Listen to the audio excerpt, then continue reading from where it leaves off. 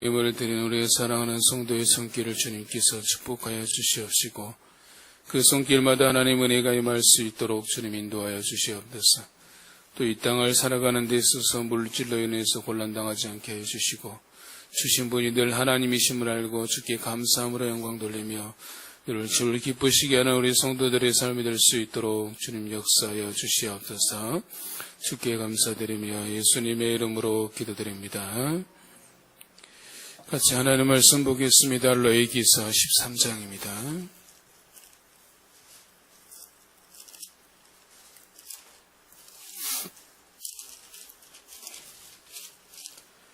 레위기 13장 1절에서 8절까지 같이 보겠습니다.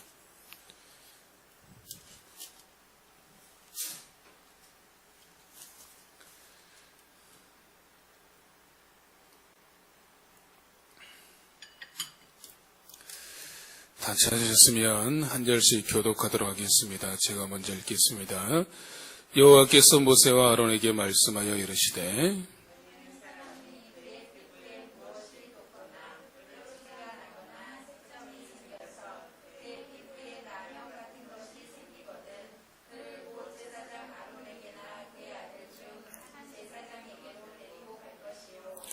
제사장은 그 피부의 병을 진찰할지니 환부의 털이 휘어졌고 환부가 피부보다 우묵하여졌으면 이는 나병의 환부라. 제사장이 그를 진찰하여 그를 부정하다 할 것이요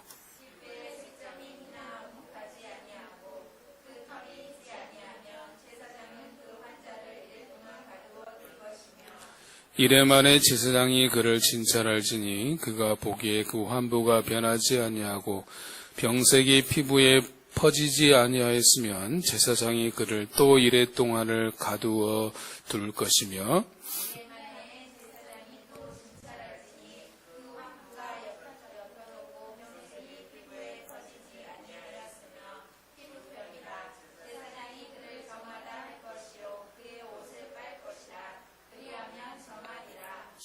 그러나 그가 정결한지를 제사장에게 보인 후에 병이 피부에 퍼지면 제사장에게 다시 보일 것이요. 같이 읽습니다. 제사장은 진찰할지니 그 병이 그를 부정하다 할지니라. 이는 나병임이라. 아멘.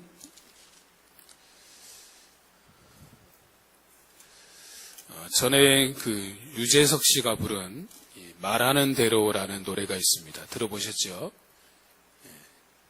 한 프로그램에서 이적과 함께 말하는 대로를 불러가지고 좀 널리 알려졌죠. 그 말하는 대로가 이제 유재석 씨의 20대 때 자신의 삶에 대한 자전적 가사로 이제 더 유명합니다.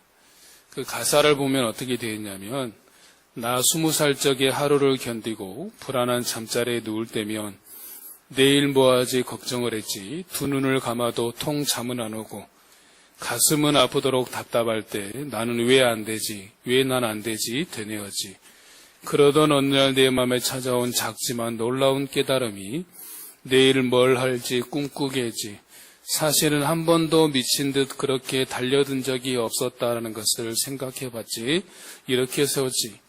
내 자신을 말하는 대로 될 수 있다는 걸 눈으로 본 순간 믿어보기로 했지. 마음 먹은 대로 생각한 대로 할 수 있다는 걸 알게 된 순간 고개를 끄덕였지.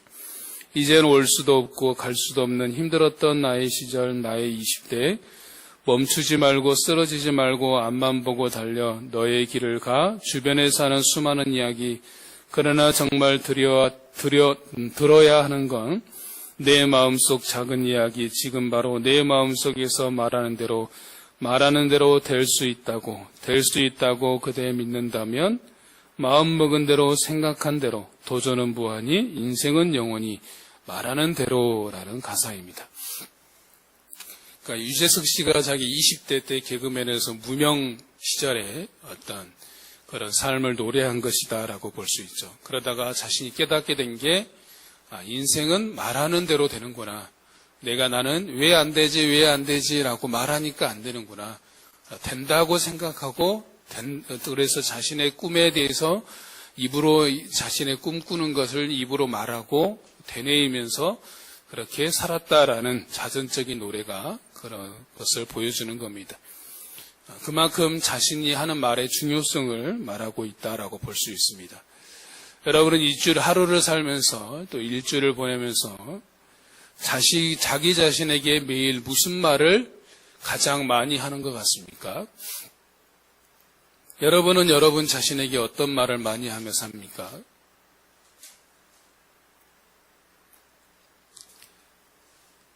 긍정적인 말인 것 같습니까? 부정적인 말인 것 같습니까? 아니면 믿음의 말입니까? 아니면 불신의 말입니까? 이번 주에 우리가 보아야 할 말씀은, 이번 주에 여러분이 함께 읽어야 될 말씀은 간단히 정리하면 그거 길지 않습니다. 레위기 12장에 보면 이제 레위기 12장이 여인이 아이를 낳았을 때의 규례에 대해서 이야기합니다. 그래서 남자아이를 낳으면 이렇게 하고 여자아이를 낳으면 이렇게 해라 라는 것에 대해서 말씀하고 있고, 레위기 13장은 피부에 무엇이 돋거나 또 나병 같은 것이 생겼을 때, 또 규례와 나병 같은 것이 생겼을 때의 규례와 의복이나 가죽에 생기는 곰팡이에 대한 규례가 레위기 13장입니다.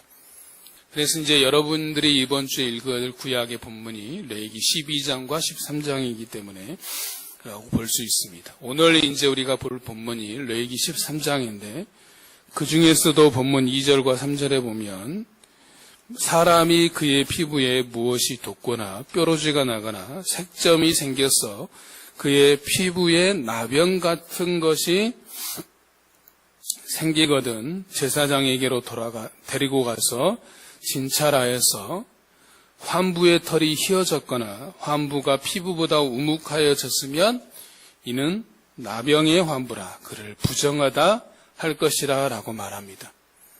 만약에 나병이라고 판명이 되고 부정하다고 판정이 되면 어떻게 해야 되냐면 45절과 46절에 보면 옷을 찢고 머리를 풀며 윈 입술을 가리고 부정하다 부정하다 부정하다 외쳐야 됩니다. 그리고 병 있는 동안에는 늘 부정함으로 혼자 살며 진영 밖에서 격리되어서 살게 됩니다. 이것이 이제 부정하게 된 자의 삶이다라고 말할 수 있죠. 그래서 오늘 말씀을 통해서 우리가 주목하고자 하는 것은 뭐냐면 정결과 부정이 뭐냐라는 거죠. 정결하다는 것이 뭐고 부정하다는 것이 무엇인지를 좀 살펴보고 우리가 어떻게 삶 속에서 또 세상 가운데서 정결한 자로 살아갈 수 있는지에 대해서 우리가 생각해 보고자 하는 것입니다. 크게 세 가지 정도의 포인트를 가지고 우리가 생각해 보도록 하겠습니다. 먼저 첫 번째 포인트는 왜 나병을 부정하다고 여기는가라는 거죠. 여기서 보면 성경에서는 이제 나병이라고 말하고 있는데 나병이 무엇인지를 먼저 알아야 됩니다. 나병은 히브리어로 짜라트라는 건데 흔히 우리가 나병하면 뭘 생각하기 쉽습니까? 문둥병을 생각하기 쉽잖아요. 그런데 이제 여기서 말하는 나병은 문둥병이라기보다는 악성 피부병이라고 봐야 한다고 이제 대체적으로 학자들이 그렇게 이야기를 합니다. 그래서 나병이라기보다는 지금 현재로서는 악성 피부병이다라고 이제 대체적으로 그렇게 추석하고 있습니다. 오늘은 이제 편의상 성경대로 그냥 나병이라고 그렇게 부르도록 하겠습니다. 제사장이 이제 그를 진찰하여서 나병이라고 판정되면 그를 뭐 한다라고 말합니까? 부정하다라고 말합니다. 여기서 부정하다라는 것은 히브리어로 타메라는 것으로 그 뜻은 뭐냐면 더럽다라는 겁니다. 그러니까 개인의 삶이 더럽혀졌다라는 거죠. 그렇기 때문에 개인의 삶이 더럽혀졌기 때문에 또한 이것이 공동체의 전염이 되기 때문에 그를 가족과 공동체로부터 분리하여 격리시키는 겁니다. 더 나아가면 부정하다는 것은 바로 하나님께 예배드리기에 부적합하다라는 거예요. 그래서 이 나병인지의 여부를 판별하는 사람이 누구입니까? 제사장이잖아요. 왜 제사장이 판별하겠어요? 바로 이 사람이 하나님께 예배드리기에 적합한지 아닌지의 여부를 판별하기 위해서다라는 거죠. 그렇기 때문에 이때 당시 가장 중요한 것의 여부는 뭐냐면 이 사람이 하나님께 예배드리기에 정결하냐 부정하냐 이것이 핵심 포인트다라는 것이죠. 그래서 부정하다라는 것은 하나님께 나아가 제사 드릴 수 없는, 예배 드릴 수 없는 상태임을 말하는 거죠. 그래서 격리됐다라는 것은 하나님과의 관계, 가족과의 관계, 공동체와의 관계의 단절을 의미하는 겁니다. 그러면 이것을 우리에게 적용해 보면 하나님과 우리 사이, 우리와 우리 사이의 관계를 근본적으로 단절시키는 것이 무엇입니까? 하나님과 우리 사이, 사람과 사람 사이의 관계를 단절시키는 것이 있습니다. 그것을 보여주는 것이 창세기 3장에 잘 나타나 있죠. 아담과 하와가 뱀의 유혹에 넘어가서 범죄한 결과로 나타난 것이 뭡니까? 관계의 단절입니다. 먼저는 하나님과의 관계가 단절됐습니다. 예전처럼 친밀하게 부끄러움 없이 에덴 동산에서 하나님과 교제할 수 없게 되었죠. 그래서 더 이상 에덴 동산에 머물지 못하게 되고 쫓겨나게 되었습니다. 또 사람과 사람 사이도 마찬가지였습니다. 하나님께서 아담에게 왜 내가 먹지 말라고 하는 선악과를 먹었느냐라고 말하자 아담이 뭐라고 했어요? 내가 잘못했습니다라고 했습니까? 하나님께서 나에게 주신 여자가 선악과를 줘서 먹었다라고 책임을 누구에게 돌리고 있어요? 1차적으로는 여자에게, 하와에게, 근본적으로는 여자를 주신 하나님께로 책임을 돌리고 있는 거죠. 그래서 죄의 특징은 뭐냐면 전가에 있는 거예요. 죄를 지은 사람의 특징은 뭐냐면 절대 내 탓이라고 말하지 않고 남 탓을 하게 되어 있습니다. 이런 범죄자의 특징을 보면 절대 자기가 잘못했다고 말한 사람은 없어요. 다 사회가 나를 이렇게 만들었다. 다른 사람이 나를 이렇게 만들었다라고 이야기하는 것들을 보게 되는 거죠. 또 하나의 단절은 뭐냐면 자연과의 단절입니다. 범죄로 인하여서 아담이 이제 땀을 흘리는 노동을 통해서만이 열매를 맺게 된 거죠. 그 전까지는 노동을 하지 않아도 얼마든지 열매를 얻을 수 있었습니다. 그러나 범죄 이후에는 땀을 흘리는 수고를 해야지만이 열매를 얻을 수 있게 된 것이다 라고 말할 수 있죠. 이 모든 것들은 바로 죄로 인한 것이다 라고 볼 수 있습니다. 그래서 로마서 3장 23절에 보면 모든 사람이 죄를 범하였음에 하나님의 영광에 이르지 못하였다라고 말씀하고 있어요. 즉 사람들이 하나님을 모르게 된 근본적인 이유가 어디에 있다라고 말하냐면 죄에 있다라고 말하고 있는 겁니다. 로마서 5장 12절에서는 이렇게 말씀하고 있습니다. 그러므로 한 사람으로 말미암아 죄가 세상에 들어오고 죄로 말미암아 사망이 들어왔나니 이와 같이 모든 사람이 죄를 지었으므로 사망이 모든 사람에게 이르렀느니라 라고 말씀하고 있습니다. 한 사람으로 말미암아 죄가 세상에 들어왔고 죄로 말미암아 사망이 들어왔으니 모든 사람이 죄를 지어 사망에 이르게 되었다라고 말하고 있습니다. 그러면서 로마서 5장에서는 이 죄의 문제에 대한 해결책도 동시에 말씀하고 있는데 로마서 5장 17절에 보면 한 사람의 범죄로 말미암아 사망이 그 한 사람을 통하여 왕노릇하였은즉 더욱 은혜와 의의 선물을 넘치게 받는 자들은 한 분 예수 그리스도를 통하여 생명 안에서 왕노릇하리로다라고 말하고 있습니다. 이것을 흔히 이제 신학적인 용어로 대표성의 원리라고 말하는데 아담의 범죄로 말미암아서 온 인류가 죄에 빠지게 되었잖아요. 그래서 예수님을 뭐라고 말합니까? 둘째 아담이라고 말하잖아요. 그래서 둘째 아담이 되신 예수 그리스도로의 죽으심으로 말미암아서 모든 사람이 생명으로 들어가게 되었다라는 것을 말하는 것입니다. 아담으로 말미암아 죄를 범하게 되었다면 한 분 예수 그리스도를 통하여서 우리가 사망에서 벗어나 생명으로 들어가 왕노릇하게 되었다라는 것을 말하는 거죠. 그러면 어떻게 그 일이 가능해졌는가? 다음 말씀을 통해서 한번 봐봅시다.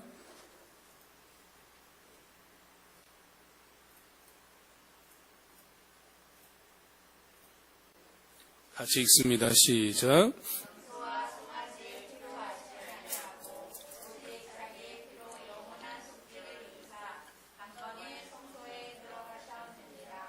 아멘.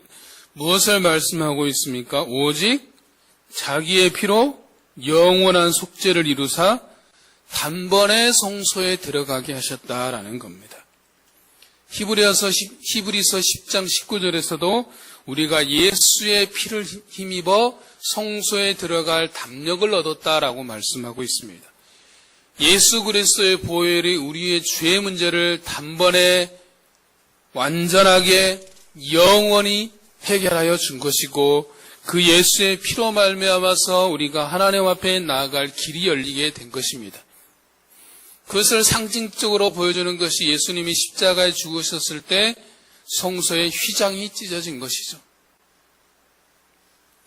우리가 하나님께 나아갈 수 있는 것은 우리가 지금처럼 이렇게 하나님께 언제든지 자유롭게 나와서 예배할 수 있는 것은 오직 한 길 대신 오직 예수 그리스도 그분의 보혈로 말미암아서 예수 그리스도 그분으로 인하여서 되어진 것이다라는 거죠. 그래서 사도행전 4장 12절에 보면 다른 이로서는 구원을 받을 수 없나니 천하 사람 중에 구원을 받을 만한 다른 이름을 우리에게 주신 일이 없습니다 라고 말씀하고 있습니다. 에베소서 2장에서는 뭐라고 말하고 있습니까? 너희가 그 은혜로 인하여 믿음으로 말미암아 구원을 받았나니 이것이 너희에게서 난 것이 아니요 하나님의 선물이라. 행위에서 난 것이 아니 누구든지 자랑하지 못할 것입니다 라고 말씀하고 있어요. 우리가 구원을 받은 것은 하나님의 은혜의 선물이다라는 거죠. 그렇기 때문에 우리의 행위로 인한 것이 아니기 때문에 자랑할 것이 없다라는 거죠. 오직 예수 그리스도의 그분의 보혈로 말미암는 하나님의 은혜의 선물입니다. 여러분은 선물인데 무슨 대가가 필요하겠습니까? 선물은 내가 받기만 하면 되는 거죠. 그렇기 때문에 자랑할 것이 없는 거죠. 성경에서 우리가 자랑할 것이 오직 한 가지밖에 없다라고 말하고 있습니다. 다음 말씀을 봐봅시다. 같이 읽습니다. 시작.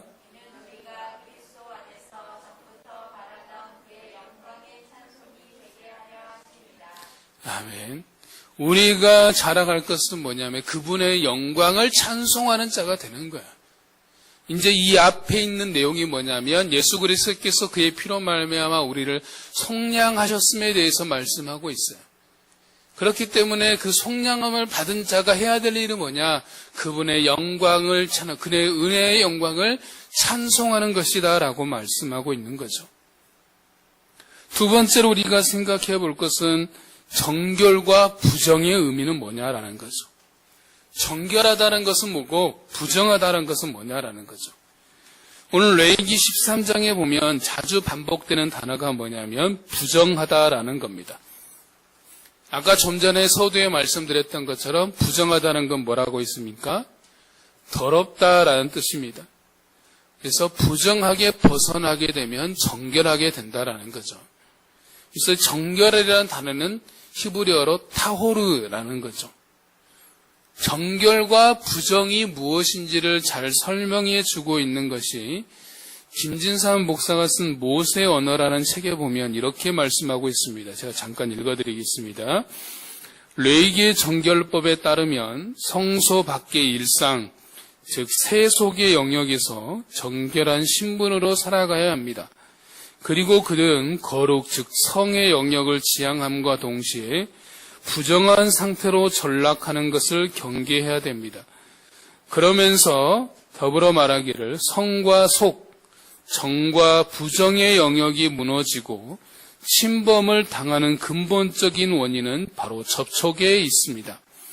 잘못된 접촉으로 인하여 부정하게 되고 그로 인해 성소에 들어가지 못하게 되는 것입니다. 라고 이야기하고 있습니다.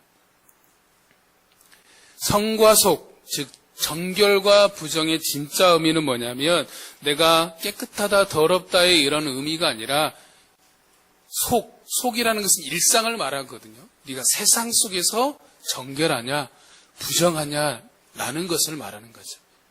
내가 일상을 살아가는 삶이 정결한 삶이냐, 더러운 삶이냐 라는 것을 말한다라는 거죠.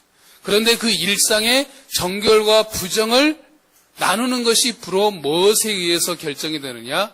접촉에 의해서 이루어진다라는 거죠. 내가 무엇에 접촉했고 누구와 접촉했느냐에 따라서 부정해지고 정결해진다라는 거죠. 그래서 성경에 보면 오늘 본문에 나와 있는 나병이 걸린 자와 접촉한 모든 사람, 그가 앉았던 자리에 앉은 모든 사람은 다 부정하다라고 정결하게 됩니다. 또 12장에 나와 있는 여인의 규례에서도 마찬가지입니다. 14장에서 나오겠군요. 다음에 보면 15장에서 보면 몸의 유출병의 규례에 대해서 나오는데 다음에 우리가 볼 때 유출병의 규례도 마찬가지예요. 몸에 유출병이 있는 자와 접촉을 했거나 그가 앉아있는 자리에 앉은 것만으로도 이미 부정하다라고 판명을 내렸어요. 핵심은 뭐냐? 접촉에 있다라는 거죠. 무엇과 누구와 접촉했느냐에 따라서 정결하냐 부정하냐가 판명됐다라는 거죠. 그래서 중세시대에는 세상으로부터 내가 오염되지 않기 위해서 택한 방법이 뭐였냐면 접촉을 피하는 것이었어요. 그래서 그들이 선택한 방법이 뭐였습니까? 산으로 들어간 것이었습니다. 그래서 중세시대에 발달한 게 뭐냐면 수도원이 발달한 이유가 바로 거기에 있습니다. 중세시대에 나타난 게 뭐입니까? 교회의 타락이었잖아요. 그래서 우리는 저렇게 타락할 수 없다. 그래서 선택한 방법이 뭐냐면 개혁시키자가 아니라 피하자였어요. 그래서 산속으로, 아무도 없는 산속으로 들어가서 그래서 우리가 그곳에서 하나님 말씀을 읽는 공동체를 만들자 해서 수도원이 발달하게 된 이유가 거기에 있는 겁니다. 그래서 정결과 부정에서 중요한 의미를 주는 것이 접촉에 있다라는 거죠. 무엇을 접촉하느냐, 누구와 접촉하느냐에 따라 달라지는 겁니다. 마태복음 4장 23절과 24절에 보면 예수님의 공생의 사역 기간 동안에 하신 사역들을 잘 보여주고 있습니다. 제가 읽어드리면 예수께서 온 갈릴리에 두루 다니사 그들의 회당에서 가르치시며 천국 복음을 전파하시며 백성 중에 모든 병과 모든 약한 것을 고치시니 그의 소문이 온 수리아에 퍼진지라. 사람들이 모든 앓는 자, 곧 각종 병에 걸려서 고통당하는 자, 귀신 들린 자, 간질하는 자, 중풍병자들을 데려오니 그들을 고치시더라 라고 말씀하고 있습니다. 예수님이 하신 사역은 크게 세 가지로 요약될 수 있어요. 첫 번째는 가르치시고 전파하시고 고치셨다. 예수님이 공생에 하신 사역은 크게 세 가지입니다. 가르치시고 전파하시고 고치시고 이제 결정적으로 이제 십자가에 죽으신 것이죠. 예수님께서는 모든 병과 약한 자들을 고치셨습니다. 예수님으로부터 고침을 받았다라는 것은 그들에게 예수님의 터치가 임했다라는 거죠. 예수님의 터치가 임했다는 것은 예수님의 임재, 예수님의 다스림, 예수님의 함께하심이 있었다라는 것을 말하는 것입니다. 그러면 성경을 보면 주로 어떤 자들에게 예수님의 터치가 있었는지를 복음서를 보면 크게 몇 가지 부류로 나눠볼 수가 있습니다. 첫째는 그들의 믿음을 보시고 예수님께서 그들을 터치하셨습니다. 대표적인 사례가 누구냐면 12혈루증을 앓는 여인이었고 또 수로보니게 여인의 귀신 들린 딸이었습니다. 예수님께서 12혈루증을 앓는 여인의 믿음과 수로보니게 여인, 즉 귀신 들린 딸을 가지고 있었던 수로보니게 여인의 딸의 믿음을 보시고 그들의 병을 고쳐주셨습니다. 두 번째는 자신이 누구인지를 증명하실 때에 그들을 고치신 것들을 보게 됩니다. 그 대표적인 사례가 뭐냐면 요한복음 11장에 보면 죽은 나사로를 살리신 사건을 통하여서 자신이 누구인지를 분명하게 보여주신 겁니다. 세 번째는 그들의 간구, 부르짖음을 들으시고 고치신 겁니다. 예수님이 지나가신다는 소식을 들은 거지 바디메오가 사람들의 반대에도 불구하고 큰 소리로 예수님을 부르면서 다윗의 자손이여 다윗의 자손 예수여 나를 불쌍히 여기소서라고 큰 소리로 외쳐 부르짖게 됩니다. 사람들이 시끄럽다라고 하지 말라고 해도 막 크게 외쳐 부르짖습니다. 그러자 예수님께서 그 부르짖음을 들으시고 그 거지 소경 바디메오를 고쳐주시죠. 그리고 가장 중요한 동기라고 볼 수 있는 것인데 예수님께서 그들의 병자들을 불쌍히 여기셨다라는 겁니다. 요한복음 5장에 38년 된 병자, 베데스다 연못에 있었던 38년 된 병자가 대표적인 예라고 볼 수 있습니다. 예수님께서 그들을 고치신 방법은 아주 다양합니다. 어떨 때는 말로만, 어떨 때는 직접 이렇게 만지심으로, 어떨 때는 진흙을 이어서 눈에 바르심으로 다양한 방법을 사용하셨습니다. 그러나 중요한 것은 뭐냐면 그들이 예수님과의 접촉을 통해서 나음을 입었다라는 사실입니다. 누구든지 예수님과 접촉을 하면 고침을 받고 나음을 받고 회복이 되었다라는 겁니다. 우리의 삶이 정결함이 되는 길은 예수님과의 접촉이 있는 겁니다. 우리가 내 삶이 정결하게 될 수 있고 거룩함이 될 수 있는 길은 늘 거룩하신 예수님과 늘 접촉하며 사는 겁니다. 그분 안에 머물러 사는 겁니다. 그분의 거룩한 영향력 안에 거하는 겁니다. 여러분의 삶이 정결하기를 원하십니까? 거룩하기를 원하십니까? 그렇다면 늘 거룩하신 예수님과 접촉하며 살아야 됩니다. 늘 거룩하신 그분 안에 거하며 살아야 됩니다. 늘 예수님과 교제하며 살 때 우리의 삶이 정결해질 수 있고 거룩해질 수 있고 우리가 온전하게 살 수 있는 겁니다. 그러므로 우리가 내 스스로는 절대 거룩해질 수 없고 정결해질 수 없습니다. 거룩하신 그분의 영향력 아래, 거룩하신 그분의 그늘 아래, 그분의 타치에 늘 있어야 될 때 우리의 삶이 정결해질 수 있다라는 것이죠. 세 번째 포인트는 그렇다면 실질적으로 우리가 삶 속에서 세상 속에서 정결함을 어떻게 실천할 수 있는가? 오늘 우리가 생각해 보고자 하는 말씀의 포인트라고 볼 수 있습니다. 중세 시대는 경건하게 살고자 하는 사람들을 어떻게 했다고 말씀드렸습니까? 세상을 떠나 산속으로 들어가 그들끼리 살았습니다. 수도원을 만들고 그들끼리 수양을 하며 산 것이죠. 그러나 우리가 알 것은 교회는 어디에 있습니까? 세상 밖에 있습니까? 아니면 세상 속에 있습니까? 세상 한가운데 있죠. 그 이유가 있습니다. 그것은 무엇을 말하냐면 예수님이 말씀하실 때 보면 그것은 교회가 세상 속에서 감당해야 될 사명이 있음을 말하는 것인데 예수님께서 마태복음에서 말씀하는 산상수훈에 보면 우리의 정체성에서 대해서 크게 두 가지를 우리가 잘 알 수 있는 것 두 가지로 말씀합니다. 너희는 세상의 소금이자 세상의 빛이다라고 말씀합니다. 소금과 빛이 우리의 정체성이다라는 거죠. 소금의 역할은 뭐예요? 짠맛을 내는 거죠. 빛은 비추어야 하는 거죠. 우리는 세상에 있으면서 짠맛을 내는 사람이 되어야 되고 빛 대신 예수 그리스도를 하나님을 비추는 빛이 되는 자로 살아야 되는 것이다. 그게 그리스도인이고 그게 교회임을 말하고 있다라는 것이죠. 그렇기 때문에 우리는 세상 속에 있는 겁니다.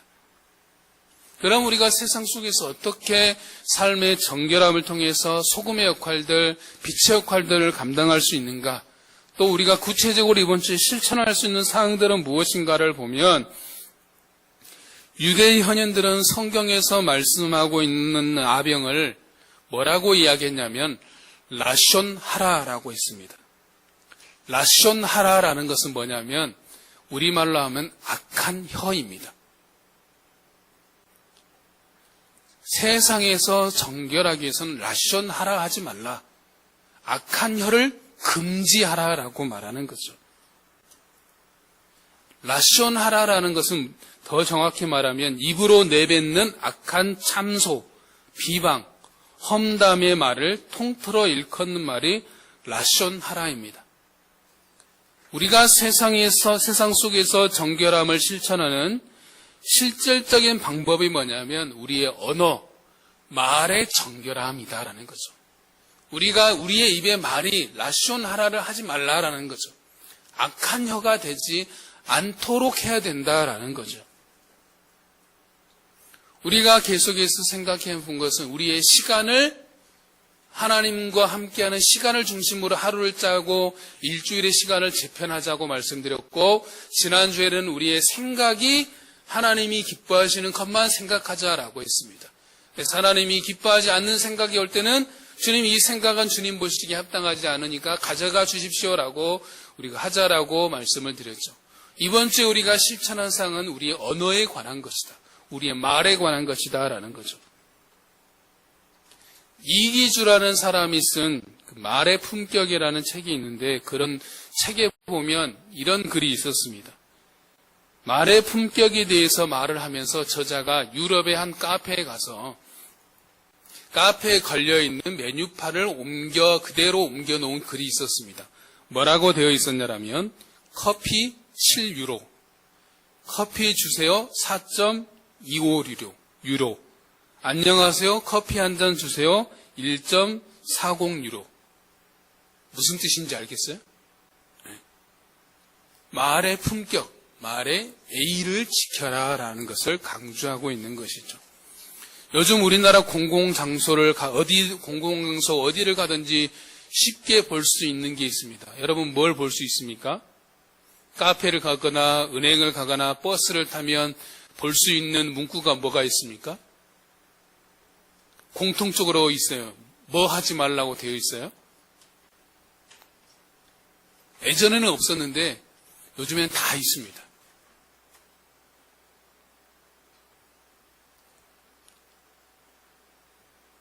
그럼 카페 가면 뭐라고 되어 있으면 문구가? 기억 안 나세요? 유심히 안 봐시고. 카페를 예를 들면 카페의 직원은 우리의 가족과 같으니 함부로 하지 말아달라, 폭언을 하지 말아달라라고 되어 있어요.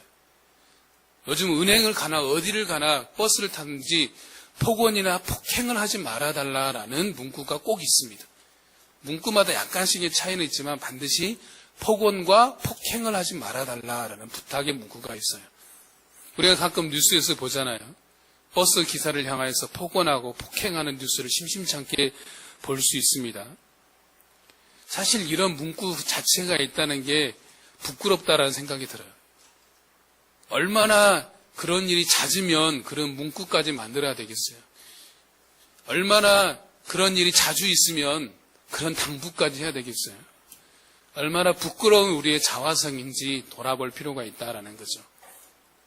다음 말씀을 한번 봐봅시다. 같이 읽읍시다.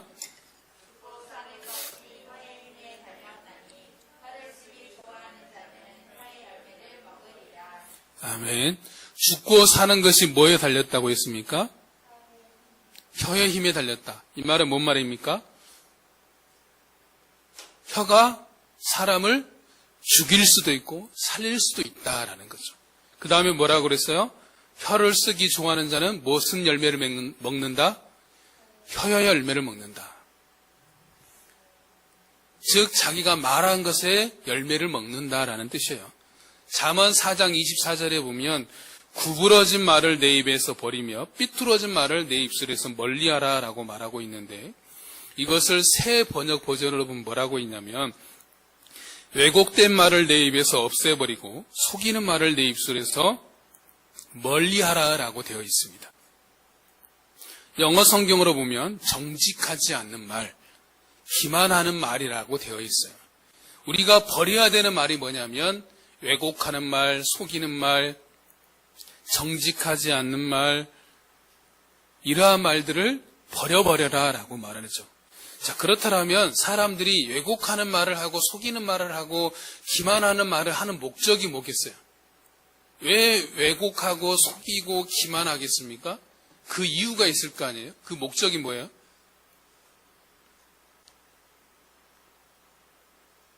그 목적은 근본적으로 따지고 보면 다른 사람에게 해를 입히는 거죠.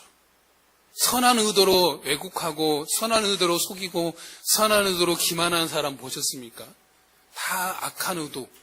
어떻게 보면 아주 사소하게는 자기를 변명하기 위해서 자기를 변명하는 것으로 그치다 보면 자기만 변명하러 끝나는 것이 아니라 결국 그 변명으로 인해서 다른 사람도 반드시 피해를 입게 되어 있는 것들을 우리가 쉽게 볼 수 있어요. 10계명 중에서도 제9계명이 뭡니까? 내 이웃에 대해서 뭐 하지 말라고 했습니까? 거짓 증거하지 말라, 거짓말하지 말라라고 되어 있어요. 심지어 잠언 10장에서는 말이 많으면 허물이 많다라고 있습니다. 우리가 말로 다른 사람에게 해를 끼치는 것 중에 제일 심한 것이 있다라면 실족하게 하는 것입니다. 우리가 지난주에 성경 공부를 통해서도 생각해 봤는데 다음 말씀을 한번 봐봅시다. 같이 읽습니다. 시작.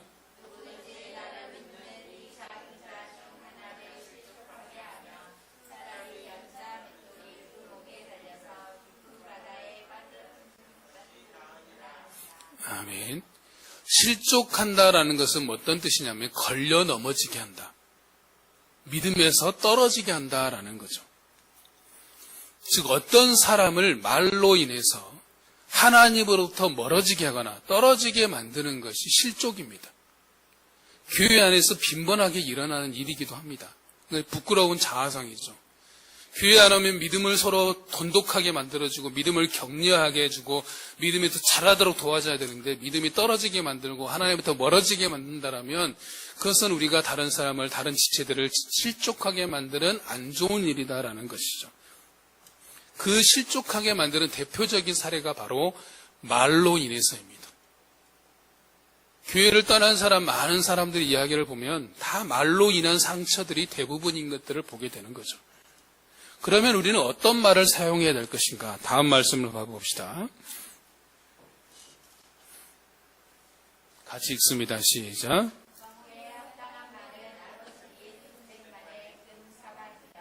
아멘. 경우에 합당한 말을 하라라고 있습니다. 경우에 합당한 말이 뭡니까? 경우에 합당한 말. 때에 맞는 말을 하라는 거죠.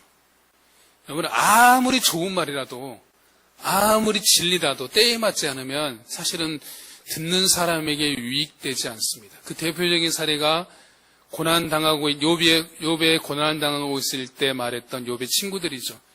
욥이 어떤 고난을 당했습니까? 어느 날 한날 한시에 자기의 모든 재산과 소유와 자녀들을 다 잃어버리고 자신의 몸에는 견딜 수 없는 간지러움, 어떤 기왓장으로도 긁어도 가려움이 가시지 않는 그런 괴로움이 있었고 심지어 아내마저도 하나님을 원망하고 죽으라라고 욕하고 있는 그런 상황 가운데 있을 때 욥의 세 친구들이 찾아왔어요. 세 친구가 하는 말이 뭐였습니까? 네가 이렇게 고난당하는 것은 네가 하나님께 죄 지어서 그런 거야. 그러니까 회개하라는 것이었거든요. 욥기서에 많은 말들이 있지만 요약하면 그겁니다. 다 네가 죄 때문에 그런 거야. 너 죄 회개해야 돼. 그래야 이 병에서 고침을 받는 거야. 이 고난에서 고침을 받는 거야. 라고 말하는 겁니다. 근데 그들이 말하는 그 말 자체만 보면은 맞지만 그러나 욥의 상황과는 전혀 말맞지 않는 말이다라고 볼 수 있습니다. 오히려 불난 집에 뭐 한 겁니까? 부채질하고 있는 것이죠. 또 잠언 25장 15절에 보면 어떤 말이 있냐라면 오래 참으면 관원도 설득할 수 있나니 부드러운 혀는 뼈를 꺾느니라 라고 했습니다. 부드러운 혀는 뭐라냐면 부드러운 말, 온화한 말, 즉 부드러운 말이 상대방의 마음을 얻는다라는 겁니다. 여러분 김창옥 씨 알죠? 김창옥 씨가 강의에서 그런 말을 했습니다. 자기가 남편들에게 물어봤대요. 어떤 아내가 싫냐? 라고 했을 때 어떤 아내가 좋고 어떤 여자들을 좋아하냐고 물어봤을 때 공통적으로 하는 말이 뭐냐면 말을 예쁘게 하는 여자를 좋다라고 이야기했답니다. 말을 예쁘게 한다는 게 뭐냐면 막 애교스럽게 말을 한다는 뜻이 아니라 남편의 길을 살려주고 칭찬하는 말을 하는 그러한 아내, 그러한 여자가 좋다라고 했다라는 거죠. 즉 팩트 폭력을 하지 않는 겁니다. 나는 사실만을 말해라고 해서 막 몰아붙이는 것이 아니라 말을 예쁘게 칭찬해주고 격려해주고 길을 세워주고 북돋아주는 말이 예쁜 말이다라고 이야기하는 걸 들었습니다. 잠언서 2장 21절에 보면 도가니로 은을, 풀무로 금을 한번 따라하겠습니다. 칭찬으로 사람을 단련하느니라. 무엇으로 사람을 단련한다고요? 칭찬으로 사람을 단련한다라고 말하고 있습니다. 칭찬하는 말이 부드러운 말이다라는 거죠. 우리나라 사람들은 다른 사람에 대해서 칭찬하는 것에 대해서 굉장히 인색한 편인데 우리 성도들은, 저부터 우리 성도들은 칭찬하는 것에 인색하지 않고 살았으면 좋겠습니다. 또 하나 우리가 해야 될 말이 있습니다. 다음 말씀을 봐봅시다. 같이 읽습니다. 시작.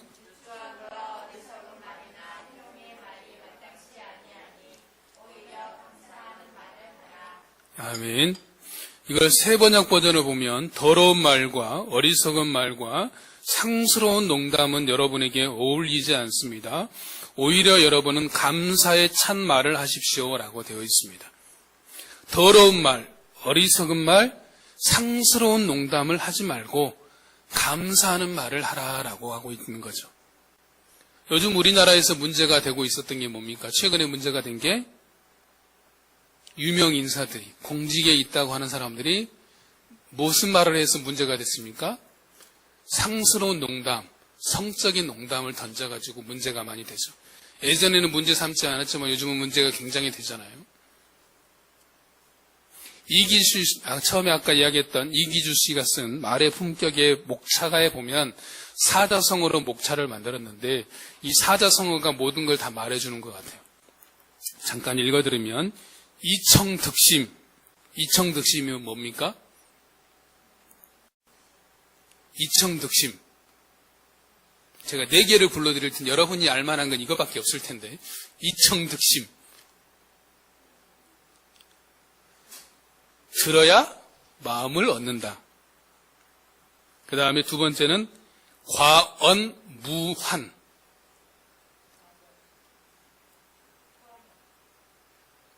말이 적으면 근심이 없다. 그 다음에 언위심성입니다. 언위심성. 뭘까요? 말은 마음의 소리이다. 그 다음에 마지막으로 대언담담.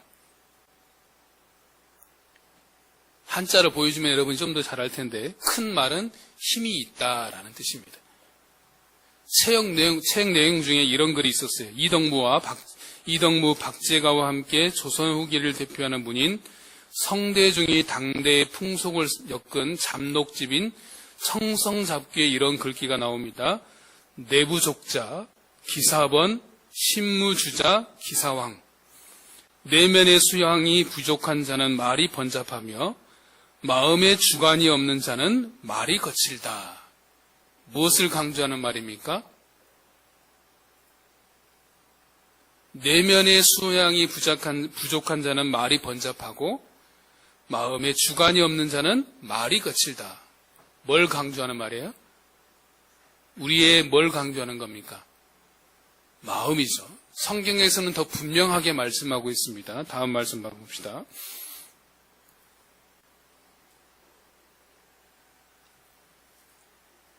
같이 읽습니다.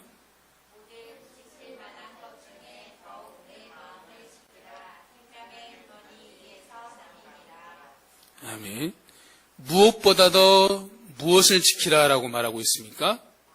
마음을 지켜라. 모든 것은 다 마음에서 나오는 것이다 라고 말하고 있는 거죠. 예수님께서도 제자들에게 이런 말씀을 하셨어요. 마태복음 15장 18절에 보면 입에서 나오는 것은 마음에서 나오는 것이니 이것이야말로 사람을 더럽히느니라 라고 있어요. 그러니까 입에서 나오는 것은 결국 마음에서 나오는 거다. 이 말의 배경은 뭐냐면 제자들이 씻지 않는 손으로 먹는 것에 대해서 바리새인들이 꾸짖자 예수님께서 말씀하신 내용이에요. 진짜 사람을 더럽히는 것은 씻지 않는 손으로 먹는 손이 아니라 마음에서 나오는 말이다라고 말하고 있는 거죠.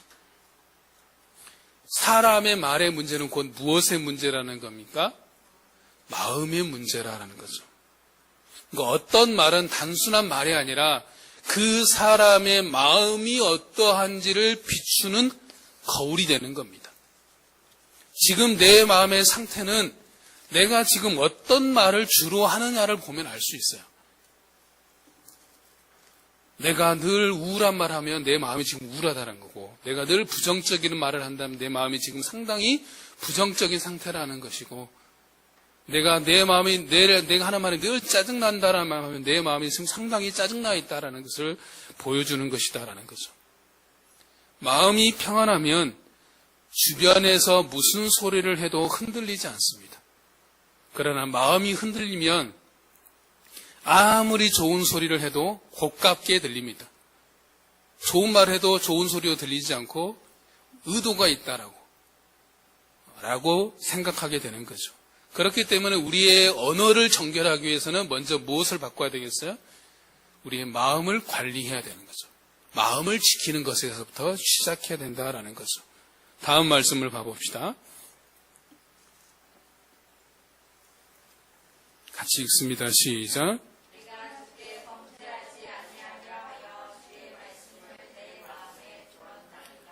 아멘. 시편 기자가 뭐라고 말하고 있습니까? 주께 범죄하지 않기 위하여 주의 말씀을 내 마음에 두었나이다. 말씀이 내 마음에 거함으로 말미암아 그 말씀이 내가 범죄하지 않도록 지켜준다라는 거죠. 그렇기 때문에 우리의 마음을 지키기 위해서는 먼저 마음속에 뭘 집어넣어야 된다는 겁니까? 말씀으로 마음을 채우라라는 거죠. 그 말씀이 나를 지켜준다라는 거죠. 다음 말씀을 한번 찾아서 보겠습니다. 잠언 6장 말씀을 한번 찾아봅시다.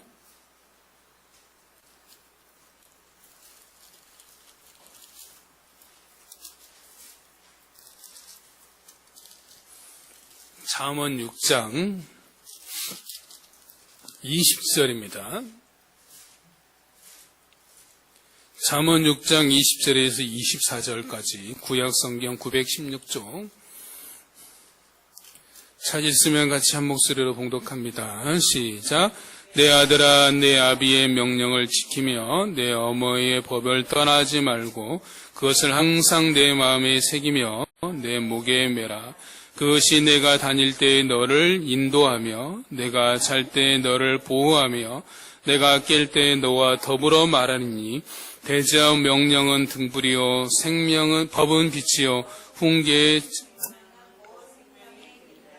이것이 너를 지켜 악한 여인에게 이방 여인의 혀로 호리는 말에 빠지지 않게 하리라.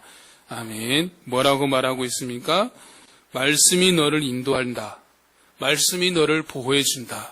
말씀이 너와 더불어 말한다. 말씀이 내 삶은 비추는 등불이자 빛이 되신다. 말씀이 너를 악에서부터 건져주신다라고 말하고 있는 거죠. 신명기 17장에 보면 너희들이 하나님께서 주시는 땅에 가서 거할 때 만약에 너희들이 다른 나라들과 같이 우리도 똑같이 그런 왕들을 다른 나라들과 같이 왕이 있었으면 하는 마음이 생기거든 이렇게 하라라고 하나님께서 말씀하신 것이 있는데 제가 잠깐 읽어드리면 반드시 내 하나님 여호와께서 택하신 자를 세우라. 내 형제 중에서 한 사람을 택할 것이요 타국인을 내세우지 말라. 병마를 많이 두지 말라. 아내를 많이 두어 마음을 미혹하게 하지 말라. 자기를 위하여 은금을 쌓아두지 말라. 그리고 그가 왕이 오리거든 이 율법서의 등사본을 레위 사람 제사장 앞에 기록하여 평생을 자기 옆에 두어 읽어 그의 하나님 여호와 경외하기를 배우며 이 율법의 모든 말과 이 규례를 지켜 행할지라 라고 말씀하고 있어요. 그러니까 왕이 되거든 제일 중요하게 할 건 뭐냐면 병마도 많이 두지 말아야 되고 아내도 많이 두지 말아야 되고 금은도 많이 쌓지 말아야 되지만 평생토록 옆에 두어야 될 것은 뭐라고요? 하나님의 말씀을 옆에 두고 읽고 하나님 경외하기를 배우며 그 말씀대로 지켜 행하라 라고 말씀하고 있는 거죠. 다윗도 그의 생애 마지막에 이제 죽음을 앞두고 이제 자기 아들 솔로몬에게 동일한 말을 했습니다. 열왕기상 2장 2절과 4절에 보면 너는 힘써 대장부가 되고 내 여호와의 명령을 지켜 그 길로 행하면서 그 법률과 계명과 율례와 증거를 모세의 율법에 기록한 대로 지키라. 그리하면 내가 무엇을 하든지 어디로 가든지 형통할 것이다 라고 말씀했습니다. 무엇보다도 말씀을 지켜 행할 것에 대해서 강조하고 있는 것이죠. 그러므로 우리가 우리의 마음을 지킬 수 있는 최선의 방법은 뭐냐? 마음에 무엇을 채워야 된다? 말씀을 부지런히 채워야 됩니다. 여러분 쉽게 생각하면 내 마음은 저수지와 같다라고 생각하시면 됩니다. 저수지에는 뭐가 있어야 되겠습니까? 물이 가득 차 있어야 저수지의 역할을 하잖아요. 그것처럼 부지런히 내 마음의 저수지에 하나님의 말씀으로 가득 채워야 됩니다. 하나님의 말씀이 채워있지 않아서 여름 가물에 쓸 물이 없으면 내 인생에 곤란할 때, 내 삶에 꼭 필요할 때, 나를 보호할 때, 내가 죄 가운데 넘어지지 않도록 인도해야 될 때 정작 필요한 하나님의 말씀이 없어서 듣지 못하는 일이 없도록 해야 될 것이다 라는 거죠. 또 하나 우리가 우리의 마음을 잘 관리하기 위해서는 하나님을 경외하는 마음을 가져야 됩니다. 저번에도 말씀드렸던 것처럼 하나님을 경외하는 마음이 뭐라고 했습니까? 하나님을 사랑하지만 하나님을 두려워하는 것. 여기서 두려워한다는 것은 무서워하는 것이 아니라 그분을 너무나 사랑하기 때문에, 너무나 존중히 여기기 때문에 떨리는 마음이에요. 여러분 사랑하는 사람 앞에서는 떨림이 있잖아요. 그 떨림이다라고 볼 수 있습니다. 다음 말씀을 한번 봐봅시다. 같이 읽습니다. 시작.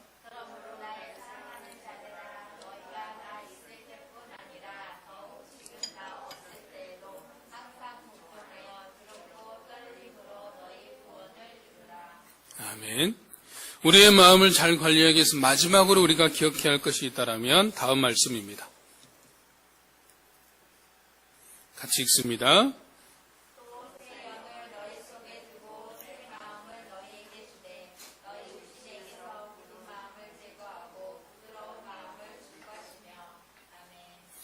성령께서 우리에게 부드러운 마음을 주시고 성령께서 우리의 마음을 부드럽게 하여 주시는 겁니다.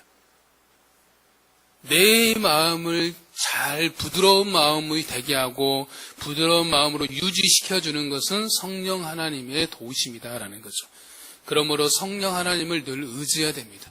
성령 하나님 나의 마음을 늘 살펴주시옵소서. 내 마음이 늘 부드러운 마음 되게 하여 주시고 굳은 마음 되지 않도록 도와주시옵소서라고 늘 기도해야 됩니다.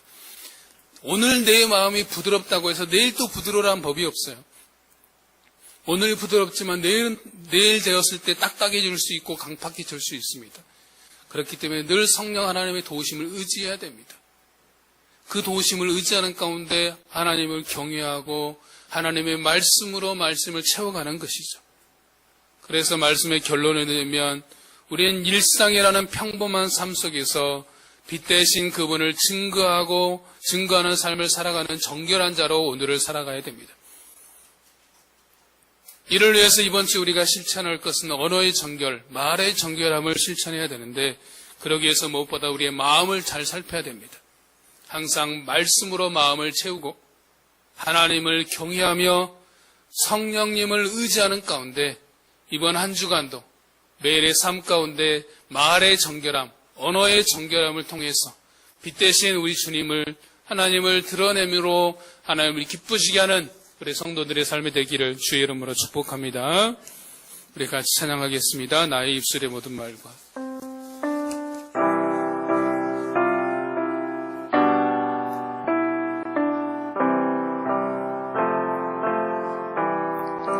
나의 입술의 모든 말과 나의 마음의 묵상이 주께 연락되기를 원하네. 생명인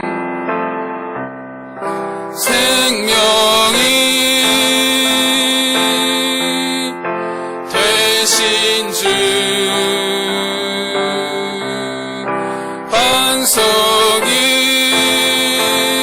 반석이 대신 주 나의 입술의 모든 말과 나의 입술의 모든 말과 나의 마음의 묵상이 주께 연락되기를 원하네. 나의 입술의 모든 말과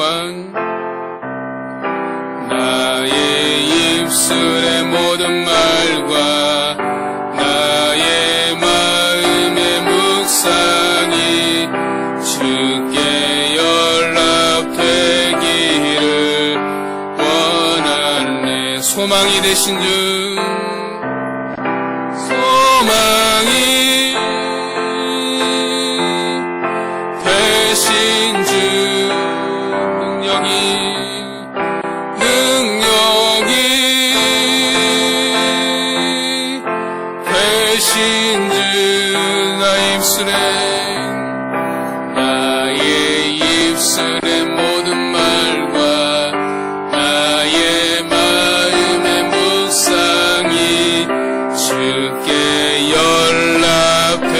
연락되기를 원하네.